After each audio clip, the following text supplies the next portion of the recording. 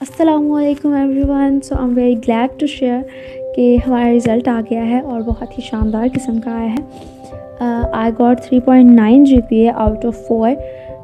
और जब मुझे ये पता चला कि रिज़ल्ट आ गया तो मैं बहुत डर गई थी पहले। फिर मैंने क्लास से कहा कि मुझे रिज़ल्ट शेयर करें, तो उन्होंने जब मुझे रिज़ल्ट शेयर किया तो मैं तो उछल पड़ी और मुझे इतनी खुशी हुई कि जो मैं एक्सपेक्ट कर रही थी और जितना मैं डिज़र्व करती थी उससे तो बहुत ही ऊपर आ गया रिज़ल्ट, बहुत ही आला। और मैंने तो ना ही कोई ख़ास मेहनत की थी, ना ही मेरी कोई पेपर प्रेजेंटेशन ऐसी थी कि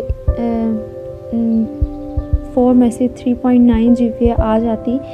बस दुआ की थी, और दुआ भी ऐसे की थी कि जैसे अक्सर कोई चीज़ हमें याद आने लग जाती है, वो चीज़ हमारे लिए बहुत ज़रूरी होती है लेकिन वो हमें इतना याद नहीं रहती, अक्सर याद आती है और हम फिर उसके लिए दुआ करना शुरू हो जाते हैं। और फिर डिफरेंट हमारे माइंड में सिनेरियोज़ आ रहे होते हैं, डिफरेंट सर्कमस्टांसेस आ रहे होते हैं कि अच्छा अगर ये ऐसा ना हुआ तो फिर घर वालों का क्या रिएक्शन होगा, या जो फैमिली के मेंबर्स हैं उनका क्या रिएक्शन होगा, या जो क्लास के लोग हैं।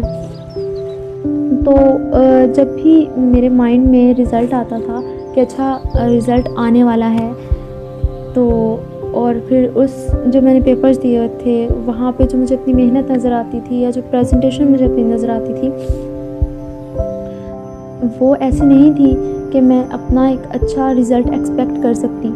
लेकिन अक्सर जब भी याद आता था तो फिर ये चीज़ माइंड में होती थी कि अच्छा रिज़ल्ट आएगा, पता नहीं कैसा आएगा, मेहनत भी नहीं की और इतने अच्छे से अटैम्प्ट भी नहीं किया, और फिर मम्मा क्या सोचेंगी। और मम्मा के अलावा जो आपको अपने माँ बाप का ख्याल होता है ना, फैमिली में जो आपके पेरेंट्स की इज़्ज़त होती है, सबसे पहले तो ये चीज़ आपके माइंड में आती है। तो ये सारी चीज़ें होती थी और उसमें दुआ करती होती थी। और ऐसा नहीं था कि दुआ हर वक्त करती थी या हर नमाज के बाद करती थी, कभी कभी करती थी, लेकिन जब भी करती थी वो इतने दिल से करती थी और ऐसे करती थी कि अल्लाह ताला सुन रहे हैं और मैं अल्लाह ताला से बात कर रही हूँ।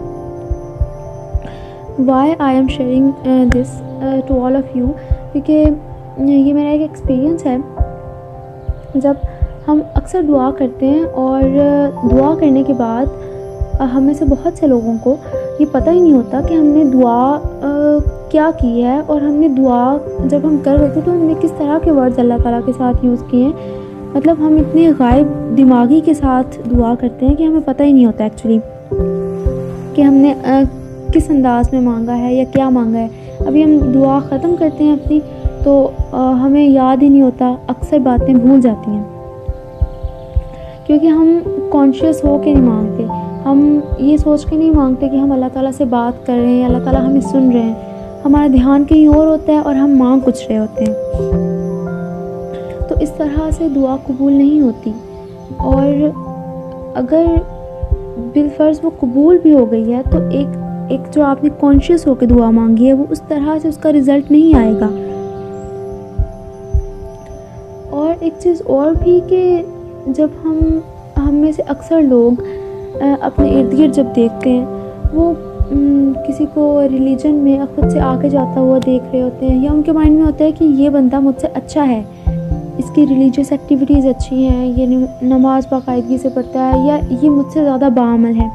तो हम क्या करते हैं, हम उसे दुआ के लिए कहते हैं, जो कि कोई गलत बात नहीं है।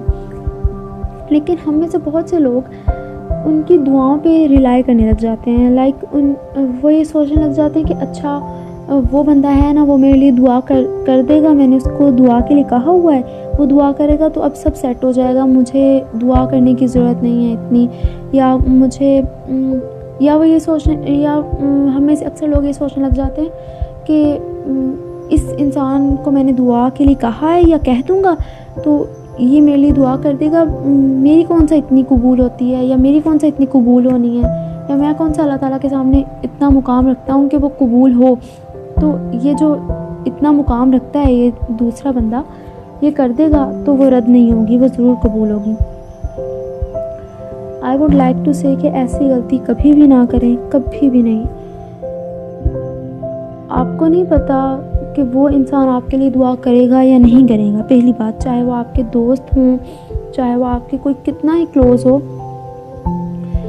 जो शिद्दत आपके लिए आपकी दुआओं में अपने लिए हो सकती है, वो कोई और इंसान उतनी शिद्दत से, उतने प्यार से आपके लिए दुआ नहीं कर सकता। बहुत कम लोग होंगे दुनिया में जो आपके लिए ऐसे दुआ कर सकते होंगे या करते होंगे, बहुत कम लोग।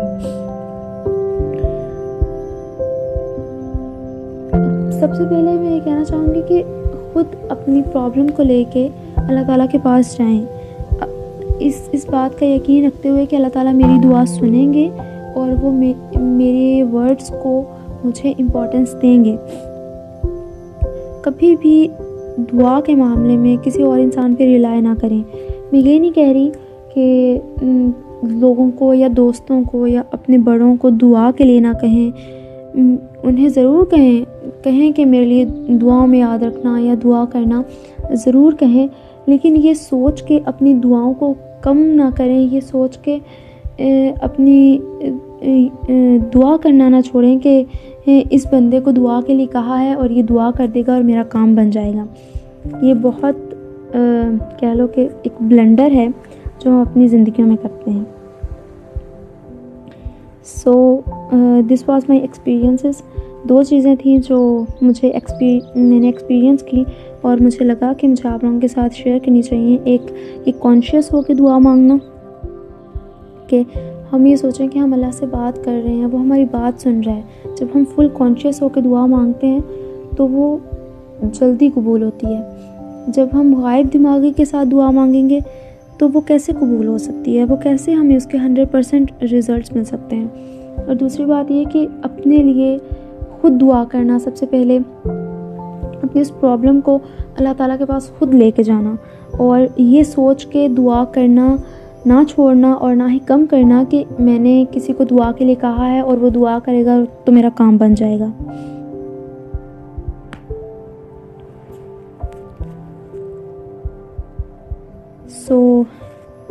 मुझे यही शेयर करना था। अल्लाह ताला हमें अमल की तौफीक दे, बाअमल बनाए, आमीन। और हमें वैसे उस पर भरोसा करने की, वैसे उस पर यकीन करने की तौफीक अता फ़रमाए जैसे कि हक़ है, जैसे कि फ़र्ज़ है हम पे, जैसे कि हमें करना चाहिए। आमीन या रब्बुल आलमीन, आमीन।